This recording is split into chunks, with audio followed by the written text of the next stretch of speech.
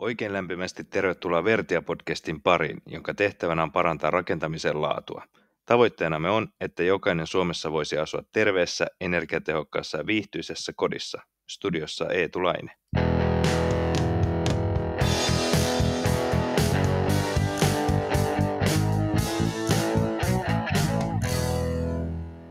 No niin, tervetuloa Vertia-podcastin pariin taas, ja Eetu Laine siis täällä, ja mun kanssa lämpökuvauksesta juttelemassa tässä jaksossa Sami Elasmaa. Tervetuloa. Kiitoksia. Eli pikku esittely voitaisiin ottaa, sä oot Vertialla töissä ja teet lämpökuvauksia, ja voit vähän kertoa historiaakin.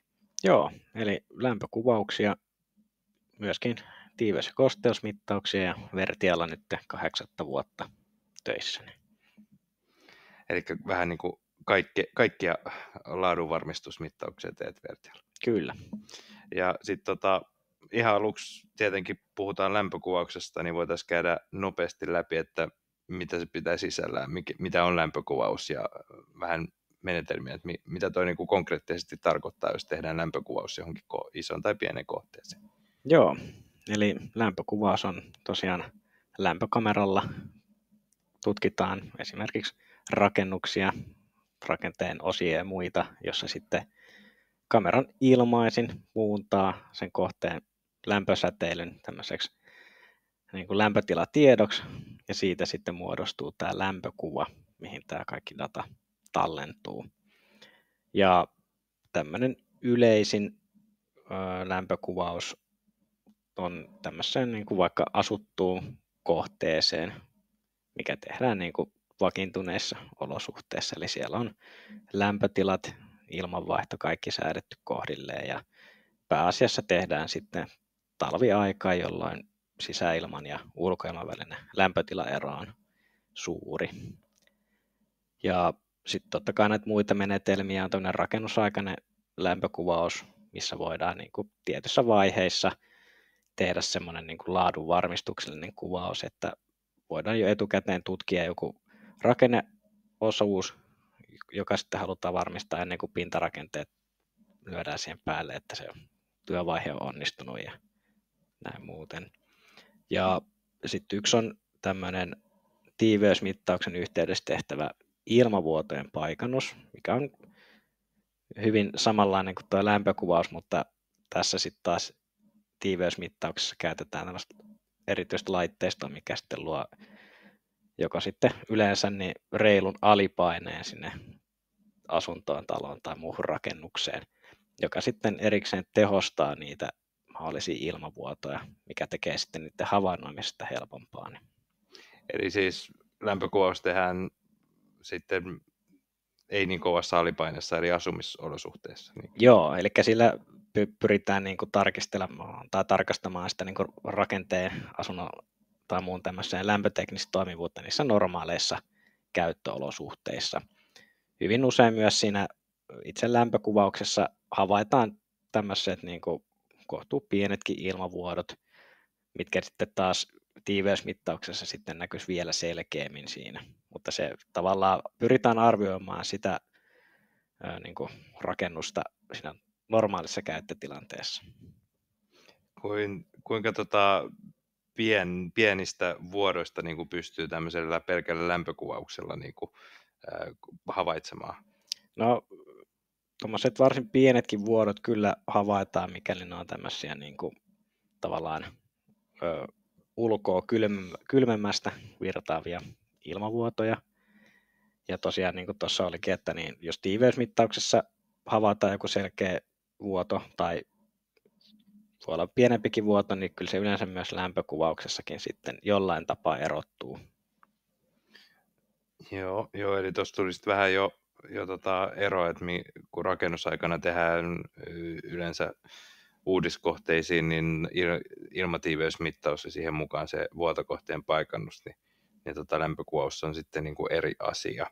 Ja se pystytään tehdä sitten ihan noihin jo asuttuihin kohteisiin ja vanhoihin kohteisiin. Ja oliko siinä jotain, onko siinä jotain niin kuin asumisolosuhteissa mutta onko siinä jotain muuta, mitä pitää ottaa huomioon ennen sitä lämpökuvausta? Voiko sitä jotenkin valmistella tai parannella, että miten saisi paremmin kuvattua? No, siihen just vaikuttaa tämä, että minkälaiset olosuhteet siellä kuvattavassa vaikka asunnossa on, eli tämmöiseen ilmavuotojen paikantamiseen oikeastaan vaaditaan, että siinä olisi tämmöinen edes pieni alipaine vallitsisi siellä asunnossa, jolloin sitten oletetusti kylmemmästä rakenteen osasta virtaa sinne lämpimämpään huoneilmaan sitä ilmaa, niin silloin se lämpökamera pystyy sen sitten erottelemaan siitä selkeämmin.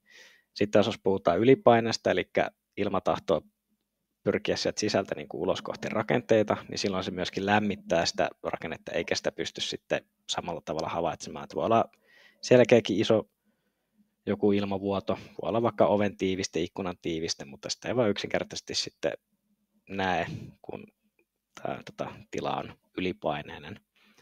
Että tälleen aika usein pystyy esimerkiksi liesituulettimen päälle laittamalla saamaan pienen alipaineen, jolloin sitten voidaan siinä sitten hetken odottelun jälkeen sitten tarkastella uudelleen sitä rakennetta, että saadaanko sieltä näkyviin sitten ilmavuotoa.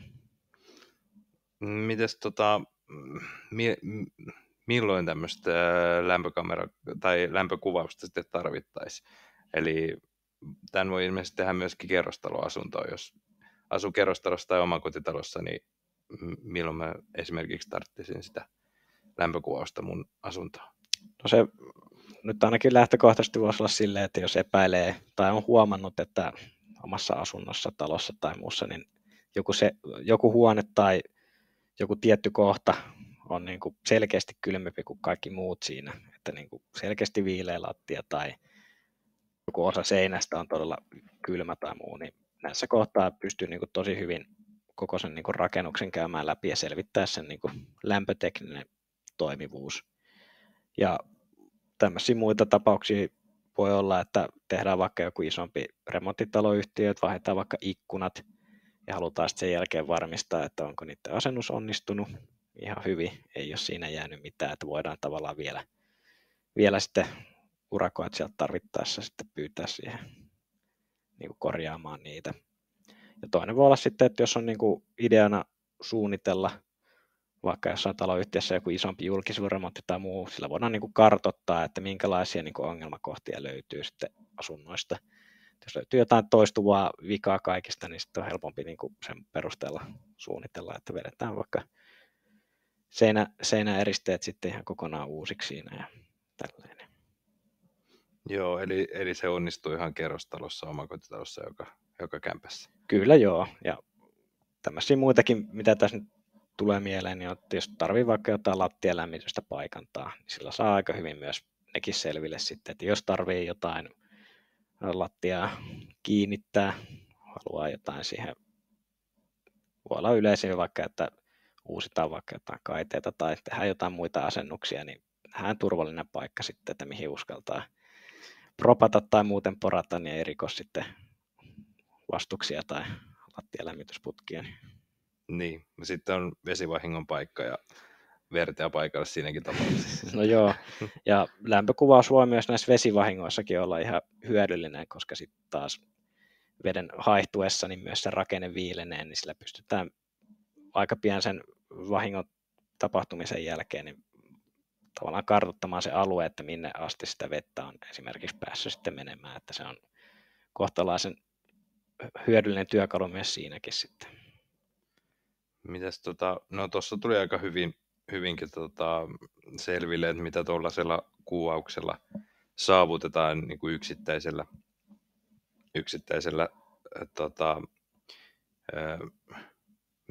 tai kuvauksella yksittäisessä kohteessa, mutta jos mietitään sitten vähän semmoista isompaa kuvaa ja mietitään rakentamisen laatua, niin mitä tällä saavutetaan, minkälainen merkitys tuolla lämpökuvauksella on, niin kuin jos mietitään just isossa kuvassa koko rakentamista ja miten tälle parannetaan sitä laatua.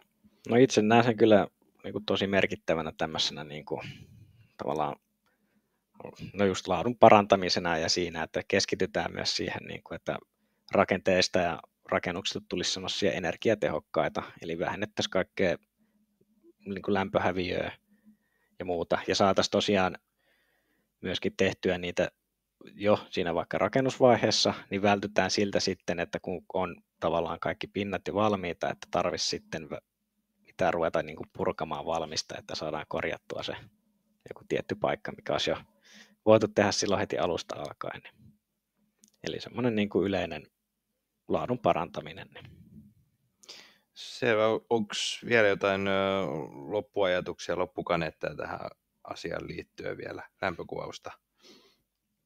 Joo, no jos on yhtään tuntuu tai epäilyttää, että niin voi vaikka, jos omassa asunnossa on jotenkin epätavallisen viileitä tai tuntuu, että on vetoa muuta vastaavaa, niin lämpökuvauksella on kyllä pystyy aika hyvin selvittämään sen niin kuin kokonaiskuvan sitten. Että Ja semmoinen nyt kun tuli vielä, että pystyykö tämän tehdä myös kesällä vai onko tämä vaan talvipakkasen? Lämpötilaero pitää olla kuitenkin. Joo, eli se vähän kameramallista riippuen, mutta yleensä semmoinen 10-15 astetta lämpötilaeroa sisä- ja ulkomaan välillä on niin kuin riittävän hyvä.